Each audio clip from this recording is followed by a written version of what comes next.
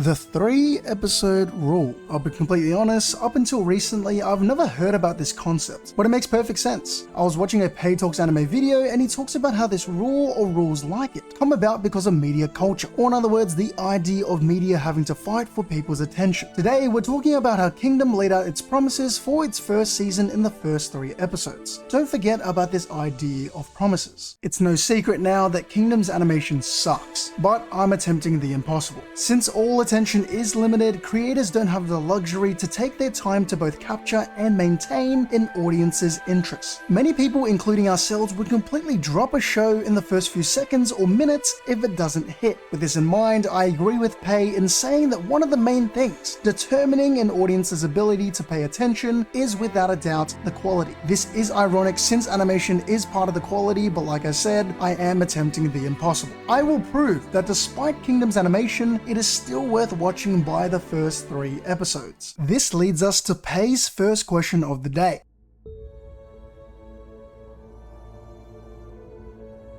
How long should we give an anime before saying it's not for us? Supposedly, there's this popular rule in the anime community that we should give it at least 3 episodes before deciding it's not it.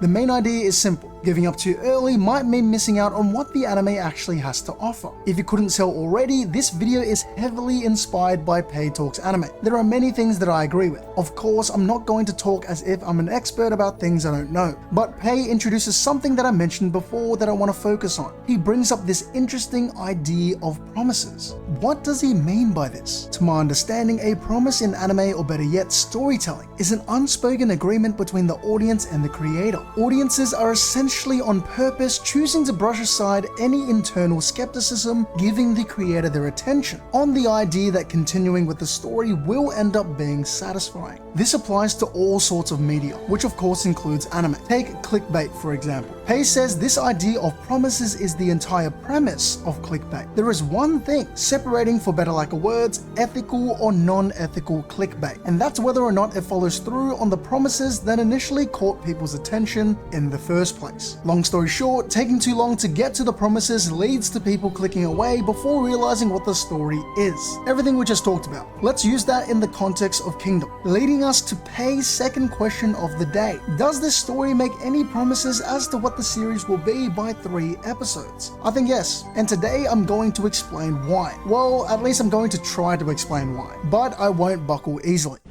My teacher back in high school always had this one saying, let it be the rule of 3. Or what he's trying to say is, everything can be properly explained with 3 major points. So it would be only right to simplify the first season of Kingdom into 3 major promises.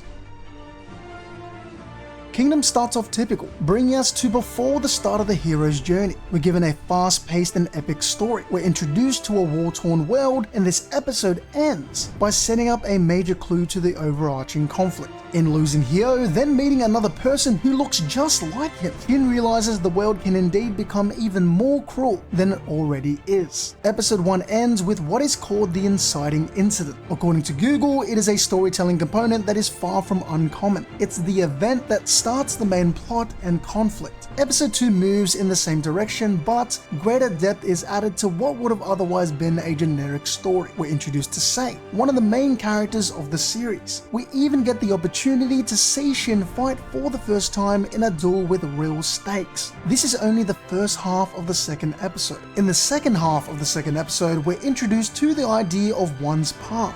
Back to the idea of promises. These 2 episodes do well in setting up 2 of 3 promises. The first promise is that this series is going to take place in a grand world of battles. This is the place where everything will be built upon, whether it's something as technical as the intended art direction, or maybe the interesting allusion to the theme of weight, which could be described as the emotional gravity giving literal physical weight behind an action, and the subtle way that the story shows the audience that there is a world that exists beyond the story's current frame.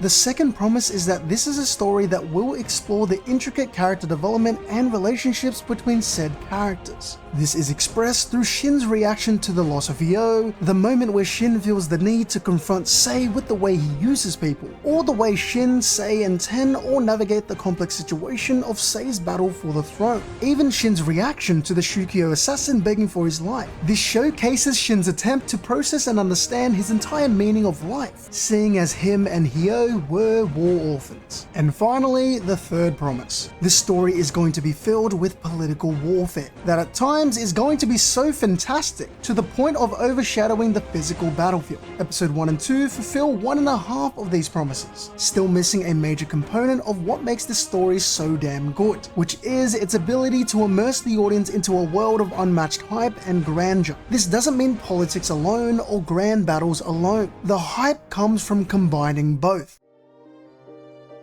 This isn't a politics first story, but when Kingdom does choose to go there, it's great. And it's a crucial part of what makes the story so epic. The political gravity of the story is something that we don't fully understand is going to be a champion of the show until episode 3 comes along. This episode starts off without missing a beat. Soon to be surrounded by a sea of soldiers, Sei and Shin are forced to follow Ten into this dark and damp cave, dripping blood from the ceiling. This then leads to one of the most emotional moments, where it is revealed that the reality is, Sei as the King of Qin is stuck in this bloody civil war with the worst odds, and so nothing is off the table when it comes to gaining an advantage. This included using Hyo as a body double. He emphasizes to Shin that Hyo knew the dangers of accepting this responsibility. Hyo took this risk because it was one he needed to take to have a chance at attaining something great. This ties in beautifully to the end of episode 2. It's emotional and really sets up the second half of episode 3, the constant theme of the world not being as simple as Shin perceives. Here we have the opportunity of seeing the legendary general that Shin and Hyo dreamt of as children. Who is this legendary General Oki that clearly holds an abnormal power and status in the royal court? What role is he playing in this civil conflict? This is what I meant when I said it was only 1.5 promises fulfilled. This third episode shows the politics involves not only those of the court, but the great general that Shin so desperately wants to become. This brings us to the idea of exposition. Pei says this is one of the trickiest things in storytelling to do well. One clever way to go about it that he talks about is to incorporate multifaceted storytelling. It's easy to say that, but what does this mean? Putting it simply, it's sneaking exposition into things that are already relevant to what's going on. An obvious example is when a character doesn't know something about the world, but the audience also needs to learn. Having another person teach them means the audience gets the information they need. Though Pei says this can be done very poorly quite easily, I think Kingdom does a pretty good job. They withhold important information and instead hint at it multiple times. For example, Shin doesn't even know what a great general looks like, let alone the realities on what it takes to attain such a level and of the world that he lives in. By the time we get to the end of the episode, we experience what Shin experiences, which is essentially that the world is much bigger than meets the eye. How does the classic saying go? Show don't tell? Well, Kingdom does tell, but still does well in showing. This leads us to one of the early peaks of Kingdom, moments that go that little bit beyond just holding emotional gravity, a scene that is beautifully executed. This one is centered around Shin realizing the path before him, in light of the powerless king whose powerlessness ironically lets him get that little step closer to his ridiculous dream of becoming the most powerful general in history. It is a path that was previously so uncertain. Shin, growing up as a servant, had no clue how to properly accomplish such a feat.